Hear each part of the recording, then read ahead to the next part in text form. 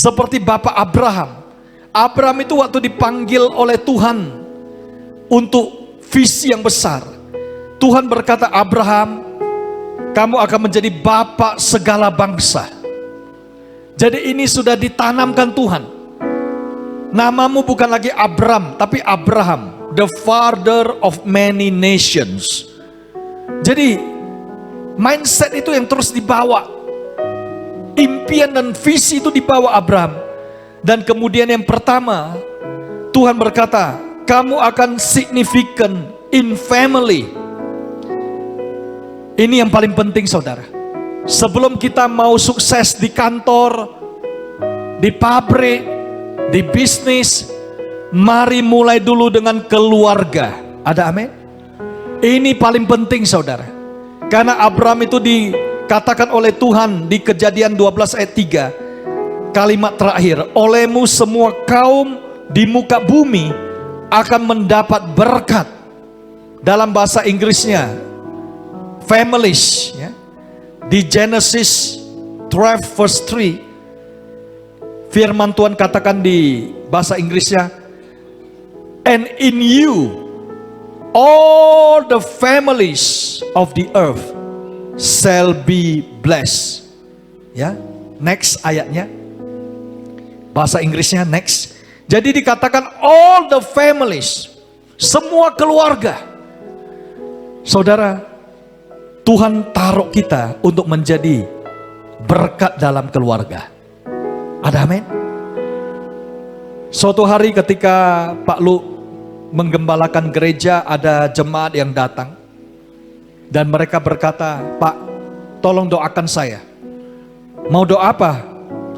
Saya akan pindah tempat kerja. Saya pikir dia paling pindah dari Medan ke tebing tinggi ya. Rupanya dia mau pindah ke Amerika. Pertanyaan pertama yang saya tanyakan pada dia adalah, Pak, Bapak berangkat ke Amerika cari pekerjaan baru sendirian atau dengan istri? Karena saya tahu dia sudah menikah. Dia berkata, oh Pak Pendeta, saya perginya sendiri dong. Karena ini kan masih ngurus izin. Jadi hanya saya sendiri yang berangkat. Berapa lama? Tidak lama. Paling hanya 5 tahun. Saya kumpulkan uang dulu di sana. Sudah settle baru saya balik. Lalu istrimu di sini? Iya, saya yang di sana. Saya katakan doakanlah Pak. Kalau kemana-mana jangan sendirian Pak. Bapak kan sudah punya pasangan hidup, harus bersama. Puji Tuhan saudara, dia mau dengar, dia taat. Dan apa yang terjadi? Tidak lama kemudian, gak perlu jauh-jauh, di Medan pun sudah buka pintu pekerjaan baru. Sehingga akhirnya dia itu promosi dan diberkati. Kita beri kemuliaan bagi Tuhan.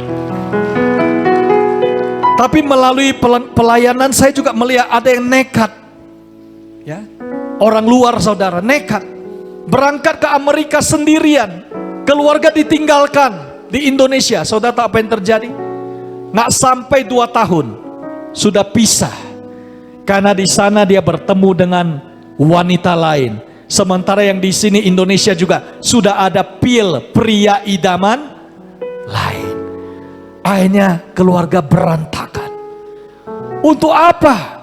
Seseorang itu berhasil di karir, tapi keluarga akhirnya berantakan. Oleh sebab itu, dahulukan keluarga. Sesi pertama tadi saya katakan juga, ada orang Kristen yang sudah menabung bermiliar-miliar untuk anaknya kuliah ke luar negeri. Tapi suatu hari mereka menangis dan minta didoakan. Mengapa? Anaknya di luaran sudah jadi ateis. Tidak bertuhan lagi, tidak mau lagi ke gereja. Karena apa? Pengaruh dari teman-teman yang di sana, yang sudah gaya hidup bebas dan urak-urakan, pesta pora, hedonisme, dan tidak lagi bertuhan. Pesan untuk kita, ingat seluruh jemaat Life Spring, utamakan dulu jadi berkat dalam keluarga. Kalau ada anak-anak, bawa ke sekolah minggu di Life Spring. Kalau ada anak muda, bawa ke Departemen Pemuda. Kemudian ingat, rajin ke Komsel, kelompok sel. Di sana kita didoakan, kita menjadi kuat, dan kita menjadi berkat. Mari kita beri kemuliaan bagi Tuhan. Alkitab kata di Mazmur 128, berkat rumah tangga. Anak-anakmu akan seperti pohon zaitun di sekeliling mejamu. Artinya apa? Tidak jauh-jauh dari meja kita. Amin. Nanti siap ibadah, kalau makan jangan sendirian di warung ya. Tapi ajak keluarga ya. Kalau ada waktu juga ajak gembala ya. Amin. Apa yang kita dapat pelajari? Kebersamaan itu penting. Mari kita beri kemuliaan bagi Tuhan. Haleluya. Kita perlu signifikan dalam apa? Yang kedua, significant in finance, dalam keuangan, saudara. Keuangan itu penting. Amin. Karena di dalam Kejadian 13 kita melihat ya, poin significant in finance yang kedua ya. Maka Tuhan akan memberkati kita. Tuhan memberkati Abraham yang tidak punya apa-apa. Tiba-tiba saudara lihat di Kejadian 13 ayat 1 dan 2. Firman Tuhan berkata, maka pergilah Abram dari Mesir ke tanah Negeb dengan istrinya dan segala kepunyaannya, dan Lot pun bersama-sama dengan dia. Mari kita baca bersama ayat 2, 3. Adapun Abram sangat kaya, banyak ternak, perak dan emasnya. Amin. Saudara, Abram diberkati luar biasa. Tapi poin yang kita mau pelajari adalah di tengah hujan berkat, Abram lebih menjaga hubungan dengan Tuhan. Amin. Makanya ketika Abraham dengan Lot, keponakannya yang tidak punya apa-apa, yang ikut kepercik berkat, jadi sukses juga. Sehingga negeri itu tidak luas, tidak cukup luas menampung mereka berdua. Tapi Abram itu tetap ingat ada payung berkat ya. Payung berkat itu penting, saudara, agar kita dalam naungan Tuhan. Dan Abram itu tetap menjaga kekerabatannya dengan Lot, walaupun Lot itu lupa diri karena pengikutnya mulai bertengkar, dan dia mau bagian yang terbaik. Dan Kejadian 13 ayat 8, maka berkatalah Abram kepada Lot, janganlah kiranya ada perkelahian antara aku dan engkau, antara para gembalaku dan para gembalamu, sebab kita ini kerabat. Amin. Akhir zaman, saudara, ada banyak saudara tidak ngomong lagi. Kenapa? Rebut warisan. Ada banyak hubungan suami dengan istri dalam pernikahan karena akte pisah harta, gono gini, ribut. Akhirnya melalui itu mereka pisah. Pesan untuk kita semuanya, jangan sampai uang itu menjadi pemecah. Jadikanlah uang penyatu untuk kita diberkati menjadi berkat. Beri kemuliaan bagi Tuhan. Apa resepnya? Resepnya adalah Kejadian 13 ayat 18. Mari kita baca bersama ayat ini. 2, 3. Dan sesudah itu Abram memindahkan kemahnya dan menetap di dekat pohon-pohon tarbantin di Mamre, dekat Hebron. Lalu didirikannya mesbah di situ bagi Tuhan. Siapa yang percaya? Kunci Abram diberkati bukan karena tanah yang lebih subur. Lot pilih Sodom dan Gomora, habis semuanya. Keluarganya juga berantakan. Istrinya, anak-anaknya semua jauh dari Tuhan. Tetapi Abram tetap menjaga keluarganya. Abram, Sarah, Ishak, Yakub, Yusuf, semuanya tetap cinta Tuhan. Karena kuncinya Abram membangun mesbah bagi Tuhan. Saudara sudah berada di tempat yang tepat di hari Minggu. Amin. Apalagi di tengah Brastagi yang penuh dengan wow, tempat-tempat yang indah. Banyak orang Medan, Pak Ruben, lupa gereja karena Sabtu Minggu hanya ingat jalan-jalan. Waktu ditanya, kenapa tidak ke gereja? Healing, kan gitu. Healing, lama-lama hilang, kan. Nggak ada lagi ke gereja. Tapi puji Tuhan, ada yang ingat Tuhan tetap berjemaat ke gereja My Family. Seperti di Life Spring, semua saudara utamakan dulu Tuhan, bangun mesbah bagi Tuhan, sehingga berkat Tuhan itu turun. Kita beri kemuliaan bagi Tuhan. Saudara yang terkasih, ketika kita bangun mesbah, sesuatu itu terjadi di altar Tuhan. Mungkin ada yang berkata, Pak Lu, sekarang saya masih struggle, berjuang untuk hidup. Saudara, ada beberapa contoh. Saudara pernah dengar nama Levi's, ya? Ini orang Yahudi.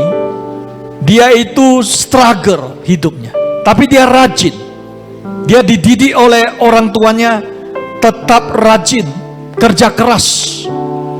Dia jualan, saudara, jualan kain tenda, pedagang asongan di California. Waktu di California ada demam emas. Semua orang sibuk mencari emas, menambang emas. Tapi dia jualan kain tenda. Suatu hari dia duduk, dia dengar pembicaraan dari penambang-penambang emas itu. Celana kita kok gampang kali koyak, sebentar dia rusak karena tergores oleh batu-batu tajam waktu mendulang emas. Levi's mendengar, lalu dia dapat inspirasi. Dia mau buat celana yang lebih kuat, tapi karena dia nggak ada dana, nggak ada bahan, dia lihat kain tendanya, itulah yang jadi bahan celana jeans. Dia mulai buat celana jeans, dia taruh warna jadi biru. Jadi bapak ibu yang suka pakai celana jeans itu dari kain tenda, ya. Sekarang dibuat jadi bagus. Rupanya kebanjiran order. Dan Levi's sukses. Tapi begitu dia sukses, dia mau hidupnya signifikan. Dia mulai menabur. Dia banyak memberi untuk pekerjaan-pekerjaan kemanusiaan dan ladang Tuhan. Dan tercatat, saudara, perusahaan Levi's yang berdiri di tahun 1873, bulan Mei tanggal 20 ini, sudah memberi bertriliun-triliun, saudara. Untuk apa? Untuk pekerjaan di ladang Tuhan dan untuk membantu orang-orang yang membutuhkan. Kita beri kemuliaan bagi Tuhan. Amin. Ada yang berkata, oh Pak, perusahaan saya udah stabil kok, nggak apa-apa, saya udah nyaman. Saudara, jangan kena jerat kenyamanan seperti Tupperware. Saudara lihat, sudah 78 tahun eksis Tupperware. Tapi baru-baru ini Tupperware, ya, Next, itu mengajukan kebangkrutan, saudara. Mengapa? Karena ketika mereka periksa apa penyebab kebangkrutannya, dikatakan mereka itu punya aset tidak sebanding dengan hutangnya. Karena asetnya 1 miliar, hutangnya 10 miliar, ya. Dan itu menjadi penyebab kebangkrutan. Karena mereka sudah tidak punya pola marketing yang seperti zaman sekarang, sudah digital, masih gaya kuno. Lalu barang-barang Tupperware terlalu tahan lama, jadi jarang orang mau beli yang baru. Kemudian pelanggannya kebanyakan ibu-ibu, saudara, ya. Jarang ada anak muda yang suka beli Tupperware. Nah, krisis properti juga melanda dunia. Tadi pagi saya sebutkan di China juga krisis properti. Banyak pabrik, banyak sektor properti mangkrak, macet, saudara. Doa Pestelu adalah jemaat Life Spring yang setia beribadah, memberi. Tuhan luputkan dari orang-orang yang tidak baik, dan Tuhan jaga dengan menghardik belalang-belalang pelahap. Tidak ada jala yang koyak, pundi-pundi yang bocor, semuanya dijaga oleh Tuhan. Kita beri kemuliaan bagi Tuhan. Haleluya. Amin. Saudara terkasih, saya berikan contoh tadi pagi Henry Heinz dengan saus tomatnya yang berhasil, dan akhirnya dia banyak menabur untuk ladang misi, untuk gereja Tuhan. Contoh yang kedua saya mau berikan sekarang adalah James Kraft. Siapakah James Kraft? James Kraft ini seorang salesman yang menjual keju cair, tapi suatu hari kejunya basi semuanya, dan dia meratap karena semua modalnya ada di sana. Dia dengan kereta kudanya, nggak ada teman bicara, akhirnya dia bicara sama kudanya yang namanya Paddy. Paddy, seperti ada yang tidak beres ini. Kita kerja keras, rajin dari pagi sampai malam, tapi semua usaha kita sia-sia. Waktu dia katakan itu, tiba-tiba dia ingat dulunya orang tuanya selalu katakan, James, rajin ibadah, cari Tuhan dulu, cari kerajaan Allah dan kebenarannya, semua akan ditambahkan. Saudara, dia berlutut, dia minta ampun, dia bertobat, dia dikatakan, Tuhan ampuni saya, selama ini saya sibuk dengan karir, dengan bisnis, saya sudah menjauh dari Tuhan, sekarang saya mau kembali kepada Tuhan. Saudara, apa yang terjadi? Tidak lama kemudian James Kraft diberikan inspirasi dari Tuhan untuk keju supaya tahan, tidak cepat basi. Kejunya diproses dari cair menjadi keju yang dibekukan, jadi berlapis-lapis. Dan hari ini kita sering makan roti dengan keju. Itu ciptaan penemuan James Kraft. Dia tiba-tiba kebanjiran order, dan Tuhan berikan dia berkat. Ada lahan yang luas, dari lahan itu dia bangun pabrik yang besar. Sampai hari ini saudara, Kraft Cheese itu terkenal di seluruh dunia. Dan yang luar biasa adalah semakin dia diberkati, semakin dia mau menjadi berkat. Dia mulai menabur untuk gereja, untuk ladang misi. Kemudian James Kraft katakan dalam satu statement hidupnya, the only investment I ever made which has paid consistently increasing dividends is the money I have given to the Lord. Investasi yang terbaik dalam hidup ini, Bapak Ibu, adalah investasi di kerajaan Allah, di surga. Karena itu adalah investasi yang kekal. Setiap persembahan yang saudara bawa untuk Tuhan, semuanya itu adalah investasi yang terbaik. Kita beri kemuliaan bagi Tuhan. Saudara, kita datang tidak dengan tangan hampa, karena kita tahu segala yang kita miliki itu berasal dari Tuhan. Dan ini yang terjadi dalam kehidupan Zakeus. Zakeus mulai menyadari, untuk apa sukses kalau nggak punya teman, dijauhi, bahkan untuk berdiri, untuk tanah 1 meter berdiri aja nggak ada tempat, karena dia nggak punya teman. Saudara mau jadi orang kaya tapi nggak punya teman? Itulah Zakeus. Dia sudah alami hidup dalam ketakutan karena suka nipu orang, meras orang lewat pajak.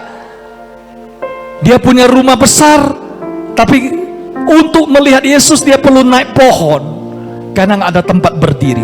Tapi begitu dia bertemu Yesus, hidupnya berubah dari sukses jadi signifikan. Sehingga Zakeus di Lukas 19 ayat 8 katakan, tetapi Zakeus berdiri dan berkata kepada Tuhan, Tuhan, setengah dari milikku akan kuberikan kepada orang miskin, dan sekiranya ada sesuatu yang kuperas dari seseorang, akan kukembalikan 4 kali lipat. Kata Yesus kepadanya, hari ini telah terjadi keselamatan kepada rumah ini, karena orang ini pun anak Abraham. Sebab anak manusia datang untuk mencari dan menyelamatkan yang hilang. Siapa di sini anak Abraham? Saya percaya kita semua anak Abraham. Amin. Kata pada sebelah saudara, anak Abraham itu murah hati. Haleluya. Amin. Seperti Zakeus, ya. Wow. Dan hidupnya itu menjadi berkat. Dia bayar harga. Bayangkan saudara, biasanya orang yang nipu orang udah lari entah kemana, tapi dia cari satu persatu, dia ketok pintu. Tok, tok, tok. Ada apa? Saya dulu pernah nipu kamu, ya. Sekarang saya mau kembalikan 4 kali lipat. Mana ada orang seperti itu, saudara, ya? Biasanya digebukin kan gitu, ditangkap, ya. Tapi Zakeus bayar harga. Untuk apa? Untuk hidupnya diubahkan oleh Tuhan. Saya akan tutup dengan yang ketiga, yang terakhir. Kita perlu signifikan dalam hidup ini dan hidup yang akan datang. Significant in this life and life to come. Amin. Saudara ingat Abraham, dia bukan hanya sukses di dunia, dia bukan hanya jadi berkat untuk keluarganya, tetapi Abraham itu yang menjadi bapak segala orang percaya. Sesudah dalam kekekalan, dia masih dipercaya oleh Tuhan menjaga orang-orang yang sudah meninggalkan dunia ini. Ingat kisah orang kaya dan Lazarus, ya, di Lukas 16. Saudara masih ingat Lazarus yang akhirnya sudah meninggal, rupanya ada di pangkuan Abraham, ya. Jadi Abraham itu menjaga. Dan kemudian dari kisah ini Yesus katakan melalui kisah ini, orang kaya itu minta Abraham, tolong, masih banyak anggota keluarga yang perlu mendengar Injil. Abraham katakan, ada pada mereka kesaksian Musa dan para nabi. Dan Abraham katakan mereka harus dengarkan itu.